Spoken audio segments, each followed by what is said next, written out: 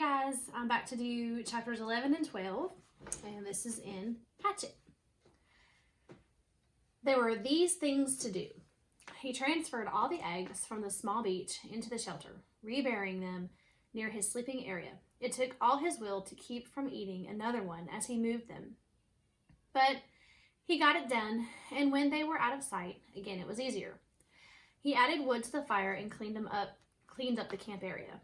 A good laugh, that cleaning up the camp. All he did was shake out his windbreaker and hang it on out in the sun to dry the berry juice that had soaked in, and smooth the sand where he slept. But it was a mental thing. He had gotten depressed thinking about how they hadn't found him yet, and when he was busy and had something to do, the depression seemed to leave. So there were things to do. With the camp squared away, he brought in more wood. He had decided to always have enough on hand for 3 days, and after spending one night with a fire for a friend, he knew what a staggering amount of wood it would take. He worked all through the morning at the wood, breaking down dead limbs and breaking or chopping them in smaller pieces, storing them neatly behind the overhang. He stopped once to take a drink at the lake, and in his reflection he saw that the swelling on his head was nearly gone. There was no pain, so he assumed that he had taken care of it. His leg was also back to normal, although he had a small pattern of holes, roughly star-shaped, where the quills had nailed him.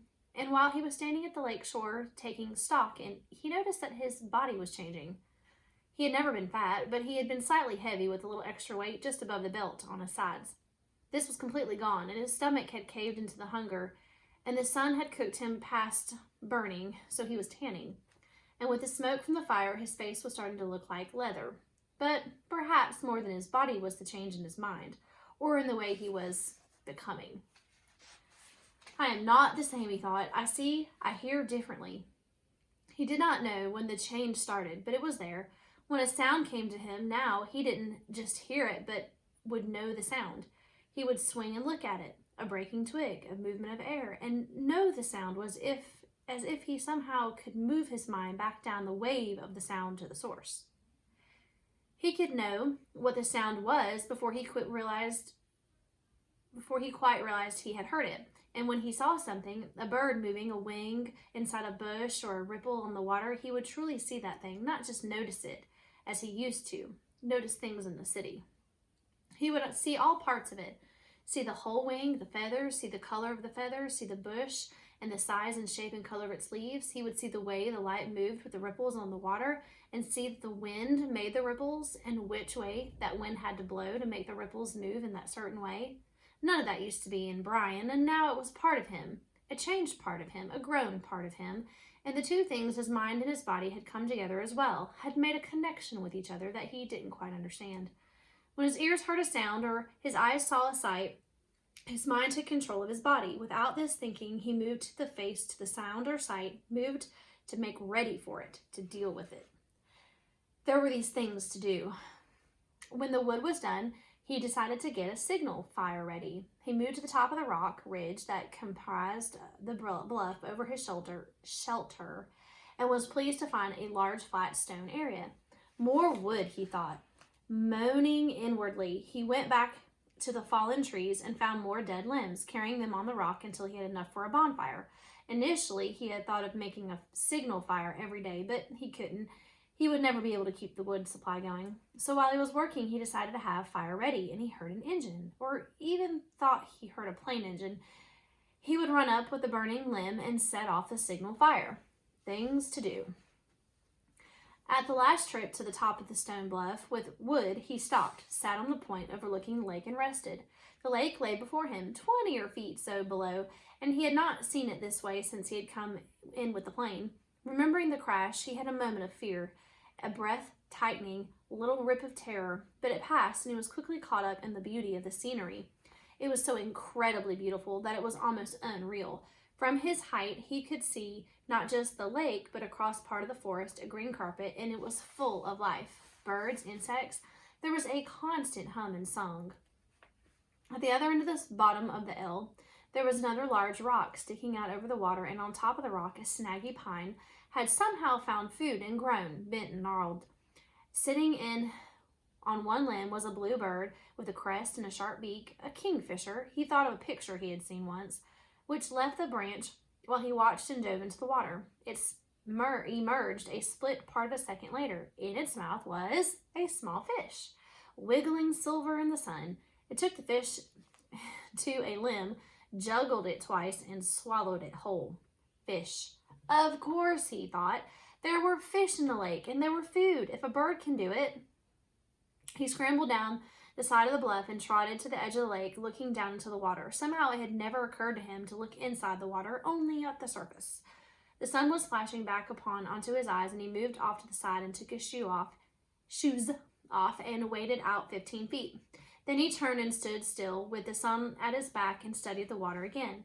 It was, he saw after a moment, literally packed with life. Small fish swam everywhere, some narrow and long, some round, most of them 3 or 4 inches long, some a bit larger and some smaller. There was a patch of mud off to the side leading into deeper water, and he could see old clam shells there, so there must be clams. As he watched, a crayfish looking like a tiny lobster left one of the empty clam shells and went to another looking for something to eat, digging with his claws. While he stood, some of the small round fish came quite close to his legs, and he tensed, got ready, and made a wild stab at grabbing one of them. They exploded away in 100 flocks and flicks of quick light, so fast that he had no hope of catching them that way. But they soon came back, seemed to be curious about him, and as he walked from the water, he tried to think of a way to use that curiosity to catch them. He had no hooks or string, but he could somehow lure them in the shallows and make a spear, a small fish spear. He might be able to strike fast enough to get one. He would have to find the right kind of wood, slim and straight. Had seen some willows up along the lake that might work, and he would use the hatchet to sharpen it and shape it while he was sitting by the fire tonight. And that brought up the fire while he would have to go feed it again. He looked at the sun and saw it was getting late in the afternoon, and then he thought of how late it was, and he thought that he ought to reward all his work with another egg, and that made him think that some kind of dessert would be nice. He smiled when he thought of a dessert so fancy, and he wondered if he should move up the lake and see if he could find some raspberries. After he banked the fire, and while he was looking for the right wood for a spearwood, he thought, and it all rolled together, just rolled together and rolled over him. There were these things to do. Chapter 12, the fish spear didn't work. He stood in the shallows and waited again and again. The small fish came closer and closer, and he lunged time after time, but was always too slow. He tried throwing it, jabbing it, everything but flailing with it, and it didn't work. The fish were just too fast. He had been so sure, so absolutely certain that it would work the night before. Sitting by the fire, he had taken the willow and carefully peeled the bark until he had a straight staff about 6 feet long and just under an inch thick at the base, the thickest end. Then, propping the hatchet in a crack in the rock wall, he had pulled the head of the spear against it, carving a thin piece off each time, until the thick end tapered down to a needle point. Still not satisfied, he could not imagine hitting one of the fish with a single point. He carefully used the hatchet to split the point in the middle for 8 or 10 inches and jammed a piece of wood up into the split to make a 2-pronged spear, with the points about 2 inches apart. It was crude, but it looked effective and seemed to have good balance when he stood outside the shelter and hefted the spear.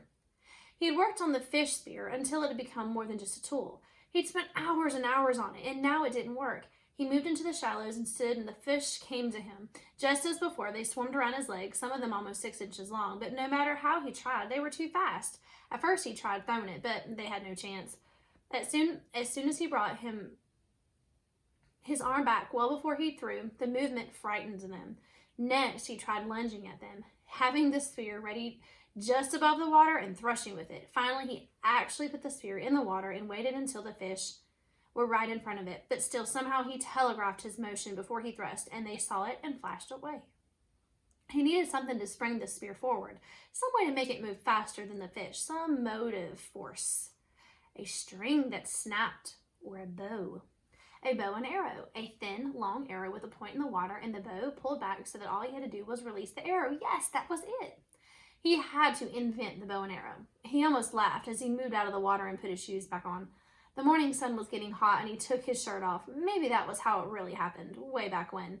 Some primitive man tried to spear fish, and he didn't work, and he invented the bow and arrow. Maybe it was always that way. Discoveries happened because they needed them to happen. He had not eaten anything yet this morning, so he took a moment to dig up eggs and eat one. Then he reburied them, banked the fire with a couple of thicker pieces of wood, settled the hatchet on his belt, and took the spear in his right hand and set off the lake to find wood to make a bow. He went without a shirt, but something about the wood smoke smell on him kept the insects from bothering him as he walked to the berry patch. The raspberries were starting to become overripe. Just in 2 days, would have to pick as many as possible after he found the wood, but he did take a little time now to pick a few and eat them. They were full and sweet, and when he picked one, 2 others would fall off the limbs into the grass, and soon his hands and cheeks were covered with red berry juice, and he was full. That surprised him, being full. He hadn't thought he would ever be full again, knew only the hunger, and there he was, full. 1 turtle egg and a few handful of berries, and he felt full. He looked down at his stomach and saw that it was still caved in, but did not bulge out as it would have with 2 burgers and a freezy slush. It must have shrunk, and there was still hunger there, but not like it was, not tearing at him. This was hunger that he knew would be there always, even when he had food, a hunger that made him look for things, see things, a hunger to make him hunt. He swung his eyes across the berries to make sure the bear wasn't there at his back. Then he moved down to the lake. The spear went out before him automatically, moving the brush away from his face as he walked, and when he came to the water's edge, he swung left. Not sure what he was looking for, not knowing what wood might be best for a bow. He had never made a bow, never shot a bow in his life, but it seemed that it would be along the lake near the water. He saw some young birch, and they were springy, but they lacked snap somehow, as did the willows, not enough whip back. Halfway up the lake, just as he started to step over a log, he absolutely was terrified by an explosion under his feet. Something like a feather bomb blew up and away in a flurry of leaves and thunder. It frightened him so badly that he fell back and down, and then it was gone, leaving only an image in his mind. A bird. It had been about the size of a very small chicken, only with a fantail and stubby wings that slammed against its body and made loud noise. Noise there and gone. He got up and brushed himself off. The bird had been speckled brown and gray, and it must not be very smart because Brian's foot had been nearly on it before it flew. Half a second more and he would have stepped on it and caught it, he thought, and eaten it. He might be able to catch one or spear one. Maybe, he thought, maybe it would taste like chicken. Maybe he could catch one or spear one, and it probably did taste like chicken. Just like chicken when his mother would bake it in the oven with the garlic and salt and turned golden brown and crackled. He shook his head to drive the picture out and moved down to the shore. There was a tree there with long branches that seemed straight, and when he pulled on one of them and let it go, it had an almost vicious snap to it. He picked one of the limbs that seemed right and began chopping where the limb joined the tree. The wood was hard and he didn't want to cause it to split, so he took his time, took small chips and concentrated so hard that at first he didn't hear it. A persistent whine, like the insects, only more steady, with an edge of a roar to it, was in his ears, and he chopped and cut and was thinking of a bow, how he would make a bow, how it would be when he shaped it with a hatchet, and still the sound did not cut through until the limb was nearly off the tree, and the whine was instead inside his head, and he knew what it was then. A plane. It was a motor, far off, but seeming to get louder. They were coming for him. He threw down the limb and his spear, and holding the hatchet, he started to run for camp. He had to get fire up on the bluff and signal to them, get fire and smoke up. He put all of his life into his legs, jumped logs, and moved through brush like a light ghost, swiveling and running, his lungs filled and blowing, and now the sound was louder, coming in his direction. If not right at him, at least closer. He could see it all in his mind now, the picture, the way it would be. He would get the fire going, and the plane would see the smoke and then circle once and circle again, and then wagging its wings. It would be a float plane, and it would land on the water and come across the lake, and the pilot would be amazed that he was alive for all these days. All this he saw as he ran for the camp and the fire. They would take him from here, and this very night, he would sit with his father and eat and tell him all the things. He could see it now. Oh, yes, all as he ran, and the sun in his legs, liquid springing. He got to the camp, still hearing the whine of the engine, and one stick of wood still had good flame. He dove inside and grabbed the wood and ran around the edge of the ridge, scrambled up like a cat, and blew, and nearly had the flame feeding, growing, when the sound moved away. It was abrupt, as if the plane had turned. He shielded the sun from his eyes and tried to see it, tried to make the plane become real in his eyes, but the trees were so high, so thick, and now the sound was still fainter. He kneeled again to the flames and blew and added grass and chips, and flames fed and grew, and in moments he had a bonfire as high as his head, but the sound was gone now. Look back, he thought. Look back and see the smoke now. Turn, please turn. Look back, he whispered, feeling all the pictures fade, seeing his father's face fade like the sound, like lost dreams, like an end to hope. Oh, turn now and come back. Look back and see the smoke and turn for me. But it kept moving away until he could not hear it even in his imagination, and his soul gone. He stood on the bluff over the lake, his face cooking in the roaring bonfire, watching the clouds of ash and smoke going into the sky, and thought no more than thought. He never knew more than then that he would not get out of this place. Not now, not ever. That had been a search plane. He was sure of it. That must have been them, and they had come so far off to the side of the flight plan as they thought they would have to come and then turn back. They did not see his smoke, did not hear the cry from his mind. They would not return. He would never leave now, never get out of here. He went down to his knees and felt the tears start, cutting through the smoke and ash on his face, silently falling onto the stone. Gone, he thought finally. It was all gone, all silly and gone. No bows, no spears, no fish or berries. It was all silly anyway, all just a game.